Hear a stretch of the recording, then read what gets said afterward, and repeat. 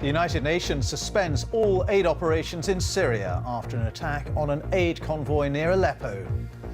The UN says the attack, which left at least 20 people dead, could amount to a war crime. We'll have a report from our Middle East correspondent in a moment. Also this lunchtime, the man suspected of planting bombs in New York and New Jersey is charged with attempted murder. NHS doctors in England will have to reveal how much money they make from private work. Prince William talks about how rewarding but stressful his job as an air ambulance pilot can be. Yeah, there are some very sad, dark moments, and we talk about it a lot, but it's hard. You try not to take it away from you, but it can be quite difficult. And it's welcome home for Britain's victorious Paralympians who've arrived back at Heathrow laden down with medals. And here in the south, thinking outside the box, a boost for Southampton's container port as it announces new expansion plans. And the doctors who can't cope, the plea that surgeries are full to capacity.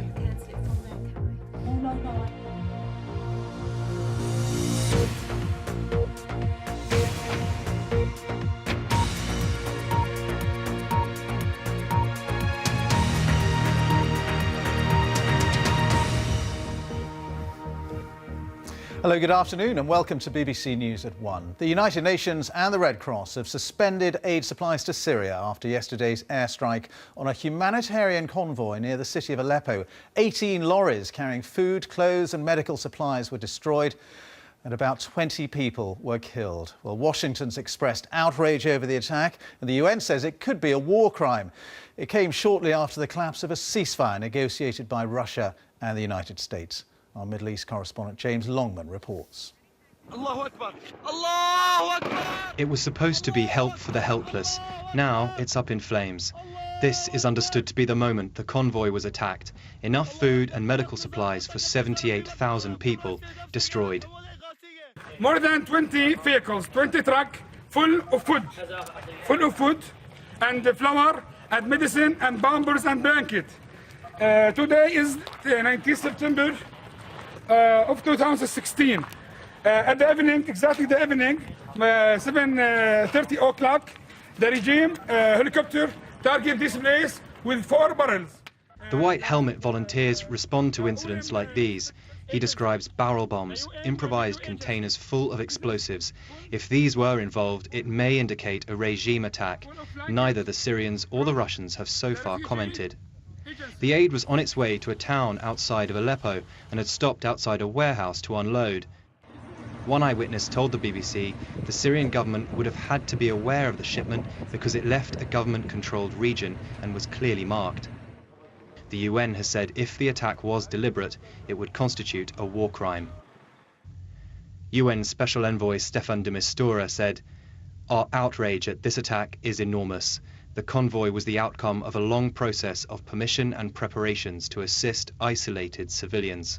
Hours before the strike, the Syrian army announced the ceasefire to be over and airstrikes on rebel-controlled Aleppo began again.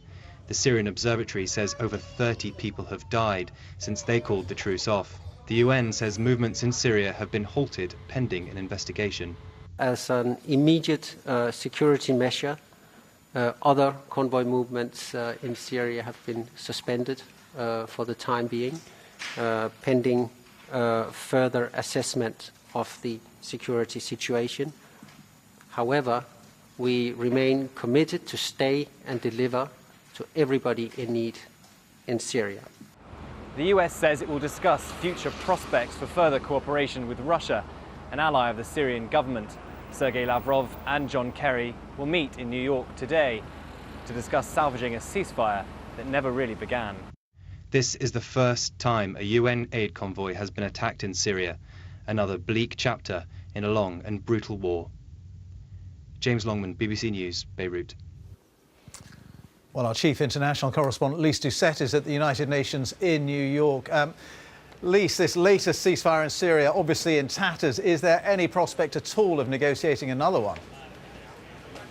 Well, I just saw the UN's humanitarian envoy, Stephen O'Brien, and he's absolutely furious, as well as it's totally incomprehensible about how this could attack at a time where there's supposed to be increased intelligence sharing, increased coordination, and yes, a ceasefire, which is now in tatters. Sergei Lavrov, John Kerry will try again to bring the sides back from the brink, but there were many who doubted that this agreement, which had many holes in it, would ever succeed. And this has just confirmed to the doubters that Russia is not serious, the Syrian government is not serious. And of course, for Russia and the Syrian government, they believe that it's the Americans and their Syrian opposition who are to blame for this deepening crisis in Syria. There's no trust among any of the parties. There's just this sense in which someone has to do something in order to rescue Syria from this deepening political and humanitarian crisis. They'll do their best here in New York, but there is a growing concern, indeed fear, that even the best won't be enough to try to pull Syria back to a position where there is at least a truce, however impartial, however fragile, that can allow all sides to make their way to the negotiating table. Everyone agrees there is no military solution to this crisis, but every day we see more sides using military means to try to advance their positions. Lise, thank you very much indeed. Lise Doucette there in New York. An Afghan-born American suspected of planting bombs in New York and New Jersey over the weekend has been charged with attempted murder. Ahmad Khan Rahami, who's 28, was arrested after a gun battle with police. He shot and injured 2 officers and has himself been treated in hospital for a bullet wound to the leg. Well, let's speak to our correspondent in New York, Gary O'Donoghue. Gary, what is the latest on the investigation? Well, Ben, as you can see behind me, this is West 23rd Street. This is where the first bombing on Saturday night took place. Things starting to get back to normal here. The street was reopened a few hours ago. Workmen are turning up here to board up the windows. There's still some glass on the floor from that explosion. But what we know is that Ahmad Khan Rahami seems still to be in hospital being treated for those gunshot wounds he received in that shootout with police in New Jersey yesterday morning. He's been charged with 5 counts of attempted murder connected with that shootout with police, as well as weapons charges. And of course, they will be looking at charges related to the placing of the bomb just across the road from where we are here, the other pressure cooker bomb 4 blocks north from here, as well as those pipe bombs they found in New Jersey. We're starting to learn a bit more about Rahami, that he travelled to Pakistan and Afghanistan several times in the last few years. Of course, he was born in Afghanistan, but a naturalised American citizen. And what people are now asking is, what was the motive behind what he did, what he's alleged to have done, and was anyone else involved as well? Gary, thank you very much indeed. Gary O'Donoghue there in New York. Here, doctors in the National Health Service will have to reveal how much money they make from private work under new plans for more transparency. From April, every hospital in England will publish a register of consultants' outside earnings. It's thought about 20,000 consultants do private work. NHS England says it's been under the radar for too long. Let's talk to our health editor, Hugh Pym, who's with me here in the studio. Hugh, what's behind this move? Well, Ben, there's a perception by NHS England after a review that this has got a little bit out of hand and that there may be conflicts of interest. Doctors, consultants, that is, in effect, are allowed to do private work over and above the contracts they've agreed with their hospitals for NHS work. That's always been the case.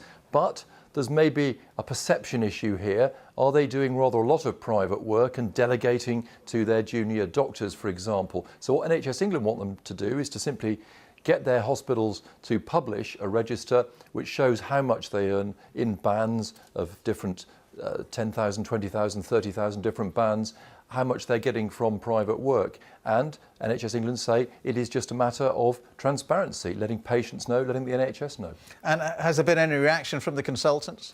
Pretty negative, it has to be said. One senior consultant was saying this is an invasion of privacy. You wouldn't get this in other professions. Once you've done your work for the public sector, you've done your bit. What you do in your own time is entirely up to you. And it comes at a very sensitive time because the government's trying to negotiate a new NHS contract with consultants in England. One source close to the talk said this announcement announcement today isn't exactly going to help the mood in those talks. And of course, it's subject to consultation. There may be some rather robust responses. OK, Hugh, thank you very much indeed. Hugh Pym there, our health editor. Mike Ashley, the founder of Sports Direct, says there'll be an independent inquiry into its working practices. Mr Ashley has been criticised for paying staff below the minimum wage and presiding over allegedly Victorian conditions. Well, the company had commissioned a review by its own law firm, but investors and unions were not satisfied. Our business correspondent John Moylan reports. Yeah. Mike Ashley, the millionaire boss of Sports Direct. He built the business from scratch, but he's come under fire for how the company is run and for working conditions here in Sharbrooke, which MPs liken to a Victorian workhouse. Today, in a rare live interview, he admitted he'd taken his eye off the ball. There's lots of hours in the week that I'm not there. Remember, it's open 365 days a year, 24 hours a day. So, should I have known more? Yes. Was I aware of some of the things going on? Absolutely not. Serious shortcomings have been found at its warehouse. Unions claim a culture of fear resulted in one worker giving birth in the toilets. So the firms agreed to an independent review into corporate governance and working practices. Staff will also be able to elect a worker representative to the board. Under pressure from city investors, MPs and trade unions, Sports Direct insists that it is changing its ways. Earlier this month, it confirmed that shop workers on 0 hours contracts would be offered guaranteed hours. And some agency workers in its huge warehouse will also be moved to permanent jobs. But does all this go far enough? There are still issues over targets and treatment. If Mike Ashley isn't in a position to know everything that happens there, he needs to put the right people in place who do know what's happening so they can feed that up to him so the relevant decisions can be made in the right way. Mike Ashley's attempts to woo the press haven't always worked. A lot of cash there. A lot of cash? Yes, I've been to the casino. Now don't please write that. But he insists that when the company does well, staff benefit too. I can tell you in the last 5 years, Sports Direct will have paid out over 200 million in bonuses. So I can tell you the cleaning lady got an £80,000 bonus on top of her normal pay. Nobody in the UK has done that. What we've got to do is focus on getting the bits we've got wrong to the extreme highs of the bits we've got right. Sports Direct faces a long road to rebuild its reputation, but today one major shareholder said this review wouldn't replace the need for a fundamental change in leadership at the business. John Moylan, BBC News.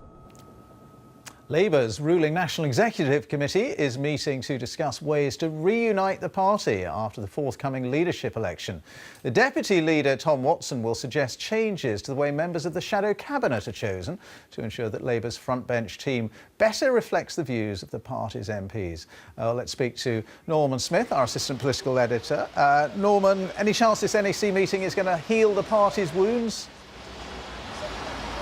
Well, the only thing I think we can safely predict, Ben, is this is going to be a long, fraught and bitter meeting in Labour Party headquarters behind me. And frankly, you'd have to have the Labour Party rule book as your specialist subject in Mastermind to understand the complexity of all the changes that are being proposed. But bluntly, they boil down to this. Today is about a power struggle between the pro and anti-Corbyn camps, with the anti-Corbyn camp trying to ensure in future that it's Labour MPs who decide Mr Corbyn's top team, not the leader. Secondly, they want to get rid of these so-called registered supporters, those who paid £3 in the last leadership contest and overwhelmingly backed Jeremy Corbyn. Changes which they believe would tilt the balance of power back in their direction. Mr Corbyn, meanwhile, wants to give more power to ordinary party members who overwhelmingly support him, a change that would tilt power back in his direction.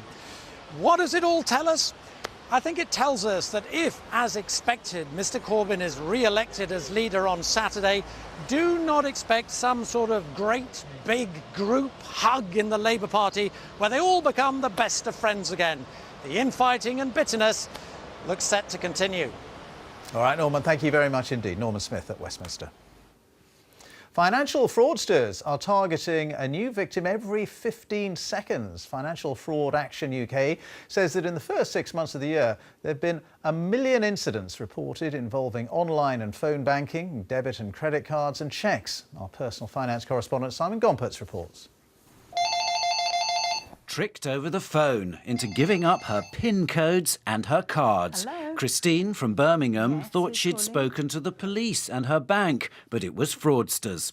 They said they were the police, that they'd arrested somebody who was in possession of my cards that had been cloned. So for me then to confirm which cards they were. And I believed it. You still think, well, did it really happen? And then not trusting anybody. Even like when I spoke to the bank afterwards, I'd be like, well, I know I'm talking to the bank, but am I really? She had handed her cards to a courier she thought was from her bank, but it was a criminal in her house who took £1,000. These frauds, so often in the home, topped 1 million incidents in the first 6 months of the year. That's up more than 50%, and it means it's happening once every 15 seconds, usually by phone or text or email. And the danger hanging over us is growing as the fraudsters cash in on new techniques. Like number spoofing, when they can make the caller's number which appears on your phone the same as your bank's.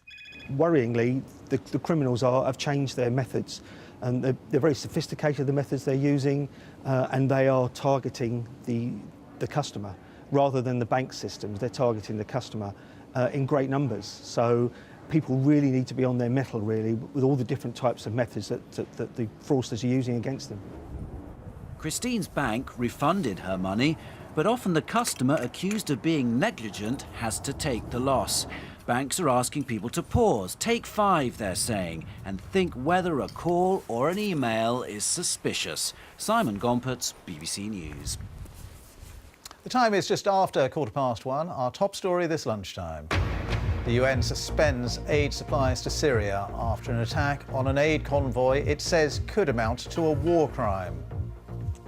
And coming up, the emergency call that turned out to be very long distance. And on South today, a boost for Southampton Container Port as it buys 11 acres of extra land and announces new expansion plans. And cricket faces one of the biggest overhauls in its history with plans for a new 8-team City franchise.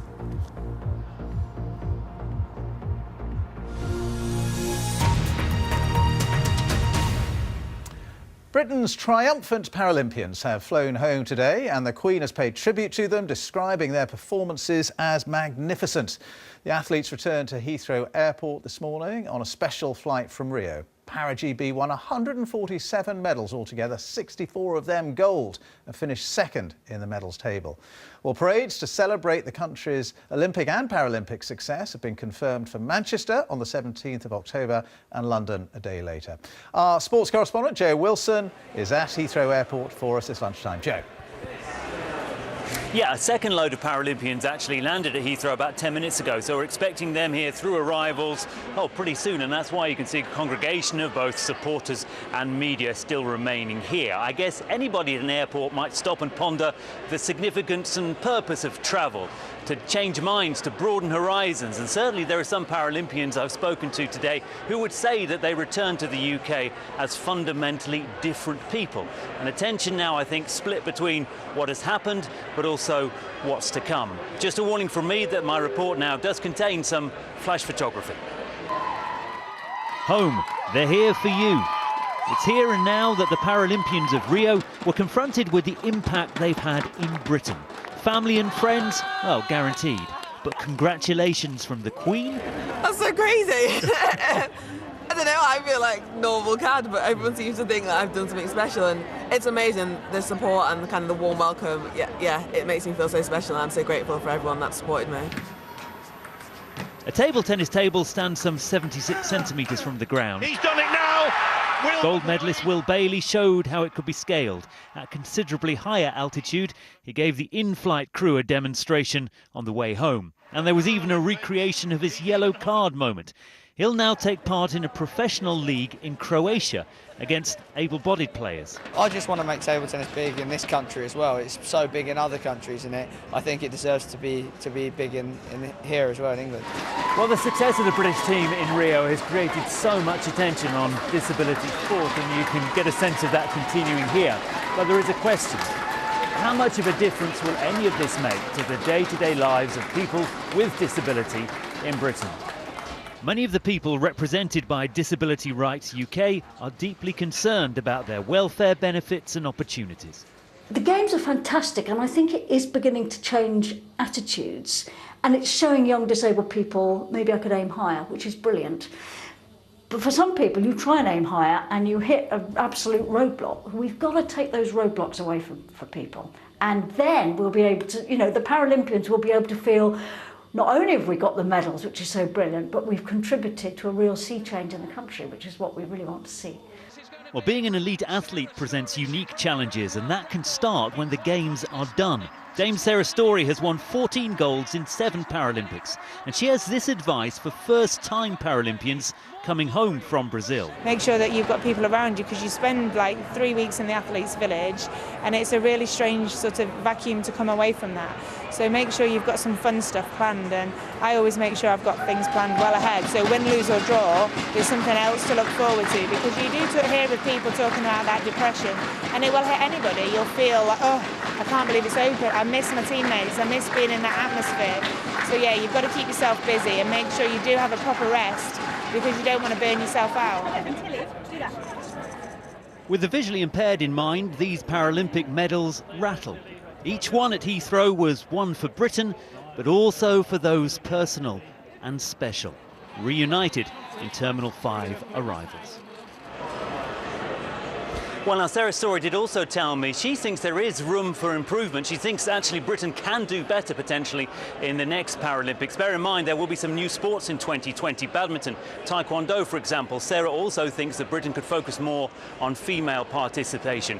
We can expect, though, the return of a strong and clean Russian team in the next Paralympics. As for here and now at Heathrow, well, we await the return of Britain's final 2016 Paralympians and a few more medals. Indeed, Joe, thanks very much indeed. The Welsh Government has been unveiling its policies for the next 5 years. It had been due to announce them before the summer, but that was put on hold because of the EU referendum. Well, the minority Labour government is facing the prospect of cuts of 3% over the next 3 years. Let's talk to our correspondent, Sian Lloyd, who's at the Welsh Assembly. So, Sian, what's been announced? Well, what's been announced in this document is called Taking Wales Forward, is what the Welsh Government wants to deliver over the next 5 years. It says it wants to improve the economy of Wales, improve people's health, better transport links and also drive up education standards. So to give you a flavour of some of the eye-catching policies that have been announced, the chief ones that the Welsh Government want to push, which is 30 hours of free childcare a week for working parents of children aged between 3 and 4, creating 100,000 apprenticeships for people of all ages, an M4 relief road and also a South Wales Metro rail link. Now, the First Minister, Carwyn Jones, will say this afternoon in the Senedd that he is delivering on manifesto pledges despite uncertainty over funding caused by Brexit. He will say that all these policies have been costed, that they can deliver. However, we know that there is a price to pay because some Welsh Government programmes are to be cut. And also, he may face a bumpy ride ahead because he doesn't have an overall majority in the Senedd. So he's got to keep other parties on side to deliver on this 5-year programme. There has been some response already. The Welsh Conservatives has said that it lacks detail, and Plaid Cymru has said that it's lacklustre. Sian, thank you very much indeed. Sian Lloyd reporting there. Now then, all this week on BBC News, we're talking about British technology talent and asking, could Britain create the next Google? Well, our North America technology reporter, Dave Lee, has been meeting Brits trying to do just that, although they decided that in order to succeed, they've had to leave Britain behind. If you're looking for a company that could one day be as successful as the likes of Google, Slack is perhaps a good place to start. The work collaboration tool is valued at $3.8 billion and is one of tech's fastest growing companies. If it's your first week here, you get a smiley face balloon. You're British, many of your team are British. Why aren't you in Britain? I think the two things that would hold us back from a large expansion into, say, London would be, one would be the cost, but the other one would be available talent. The appetite for risk is much lower, that it's harder to attract people to what seems like a risky job at a startup. it's of course money that makes the industry tick. Last year, venture capital firms invested $60 billion into US companies, the vast majority of it going to tech firms here in Silicon Valley. In contrast, UK companies had to share just $3.6 billion in funding. Our next fund, which we announced earlier this year, is a cool 100 million. One of those dishing out the cash here is Andy McLaughlin, a partner at investment firm Softtech VC. It's just this magical place where people have made money, and rather than disappearing into the Cotswolds like perhaps people used to do in the UK, they're staying very active in the ecosystem and putting that money back in, and so success begats success, and we just see this continuous virtuous cycle. That's a view enthusiastically backed up by Robin Exton. She founded a lesbian dating app in the UK, but soon moved stateside. When I was raising in Europe, it took me about 8 months to raise $1 million. When I came over here, it took me 6 days. Some see the amount of money being spent on startups here as wasteful and extravagant, and an industry set to crash again. But for now, at least, Silicon Valley seems set to remain the place for bright ideas. Dave Lee, BBC News, San Francisco. Prince William has been speaking about the sad, dark moments he has when he's helping patients in his role as an air ambulance pilot. Just over a year ago, the Duke of Cambridge started working as a civilian pilot for the team in East Anglia. Well, he's been speaking to the BBC as part of National Air Ambulance Week. Our royal correspondent Nicholas Witchell reports. His role is to serve, eventually as king. But for now, the role William appears to relish most is the one he chose for himself, piloting a helicopter for the East Anglian Air Ambulance. I love working in a team, and that's something that my other job doesn't necessarily do. I'm sort of, you're more out there on your own a little bit.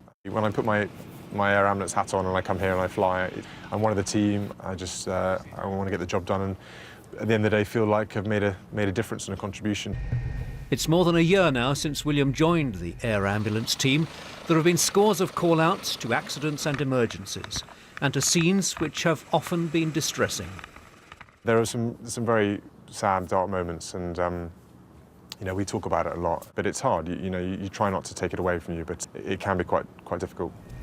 But for all the sad moments, there's also the satisfaction of working as part of a team which is saving life. The one job that I feel the most proud about, that we made the most difference, was probably a job very early on, actually, when I first started. We immediately realised it was a very serious crash from overhead. The two occupants of the van, uncle and nephew, and very sadly the uncle didn't make it, but the nephew did. He was very badly injured. I think I broke every bone in my body, pretty much. My legs were like shattered, so they put all metal rods down them, and then I had to learn to walk again. I'm really grateful for getting me through it, getting me out so fast, and just being there. Having seen how bad he was and seeing where he is now, that does make you realise that this and the stuff that the team do is really crucial. He is William Wales, the pilot prince, augmenting his special birthright with the added validity of a job, focused on the challenges and comfortable with the camaraderie and the banter. When I first got here, it was very polite. It's now got a lot worse. As they got to know me, they've got their inhibitions have gone. I've got worse nicknames. They've gone up the ladder. If I wasn't doing this job, what would I be doing? I think mine's fairly obvious. Nicholas Witchell, BBC News. And if you want to find out more about the work of the Duke of Cambridge and the East Anglian Air Ambulance team, then you can go to bbc.com/future. Now then, when a woman from Barnstaple in Devon called the police to report a car accident, it wasn't her local station that took the call. Somehow, she managed to get through instead to Barnstaple all the way across the Atlantic Ocean in the American state of Massachusetts. I was driving back from Barnstaple to Muddyford, following a car that was going over the line more than the side he should have been. Coming out through Muddyford, coming up towards the Ilfracombe, where the shop end is, and you've got the farm on the side. He went over the white line and actually hit a car. Okay. Where did this happen? Between Muddyford and Ilfracombe. Between where? Muddyford. I'm not Muddyford. I'm not familiar. Yes, Muddyford. Yeah, that's between Barnstable and Ilfracombe. Between Barnstable and where? Ilfracombe. I'm not familiar with that at all. Where have I called then? Well, you've called the Barnstable Police Department. Yeah. Where are you calling from? Ilfracombe. You're not local then, you can't be, because Ilfracombe is the next town on from Muddyford. So you've called the Barnstable Police Department? Yeah. In Massachusetts? Massachusetts? Yes, Massachusetts. Sorry, there's no way you can help me then, is there? Where exactly are you calling from? England? Yeah, our response time is going to be about 6 hours. Yeah, I'm sorry. What a laugh. I think a response time of 6 hours would have been quite good, actually. Well, the officer, Mark McWilliams, who took that unexpected call, has been giving us his reaction. So the call came in. I didn't have any idea of any of the locations that she was, referencing. Obviously those towns are, nothing we ever heard of. I kind of figured it was a joke, and they were waiting for me to, ask if we were calling from Barnstable, England. When I told her she had reached the Barnstable Police Department in Massachusetts, her reaction was, I thought, legitimate. And, from there it was kind of funny. We laughed about it a little bit. I told her it was going to be a 6-hour response time for us to get there. Mark McWilliams there on that transatlantic mix-up. OK, let's get a look at the weather for Barnstable, England and the rest of the country. Here's John Hammond. Thanks, Ben. Well, I'd never call the weather boring, but frankly, there's not a lot to get my meteorological juices flowing at the moment. There's not a lot going on. It's quiet, it's dry for most of us, which is good news, isn't it? Areas of cloud floating around. One area which did stick out in the sunshine earlier on this morning, the northeast of Scotland. I've highlighted Findhorn there because we've had a delightful picture sent in by one of our weather watchers. Blue skies and sunshine here, but even across the northeast of Scotland, I think there'll be some cloud beginning to build up over the next hour or so. But a nice enough afternoon. And where you've got cloud now, there's every chance that cloud could break to reveal a bit of blue sky. It's been a bit damp across parts of East Yorkshire, still the odd spot of drizzly rain here, but most other places, as you can see, will be dry. And in any brightness, it'll feel pleasant with light winds and temperatures up into the high teens. The odd shower, though, now developing across coast areas of East Anglia, far southeast of England. They could be quite heavy. Watch out for those. And through the night, the risk of 1 or 2 showers running up to affect the south coast. But most other places, again, having a quiet night out there, a dry night, and enough cloud to prevent temperatures from falling too low. Not a desperately cold night, but a few fog patches forming perhaps across parts of eastern England. They shouldn't last all that long, and most places will have another nice day, but things are beginning to liven up out in the Atlantic. This front will bring a change in the weather to Northern Ireland. After a dry start here, we'll see the wind picking up, the cloud thickening, and eventually we'll see some rain turning up across Northern Ireland as we head into the afternoon, and some of that wet weather will eventually get into western fringes of Scotland. Elsewhere, the odd sharp shower, but plenty of dry and bright weather. Feeling pretty pleasant too in the sunshine, up into the low 20s across the south east. If you're heading to Lords for the crucial day 2 of the county game there between Middlesex and Yorkshire, it should stay dry, just the chance of a shower. But most of us will have a fine end to the day. Meanwhile, this band of rain continues to edge its way into other western parts of the UK as we head into tomorrow night. Now, Thursday, a red letter day, it's the autumn equinox. Equal day, equal nights as the sun crosses the equator on its way into the southern hemisphere. It should dawn dry and bright for many. A band of showers tracking across the country. They won't last all that long. The sun following on behind. Another clutch of showers pushing into the west of Northern Ireland and the west of Scotland on a strengthening wind. But again, in the sunshine, it's going to feel pretty pleasant. We end the week, though, with a rather deep area of low pressure. Active weather front zooming up towards the northwest of the UK. That's where all the action will be as we end the week with potentially some quite wet and windy weather. Certainly a blustery wind. Wettest in the northwest as we end the week. The best of the dry, bright and warm weather the further southeast we go. Ben. Many thanks, John. And that's all from us for now. Now on BBC One, it's time for the news where you are. Have a very good afternoon.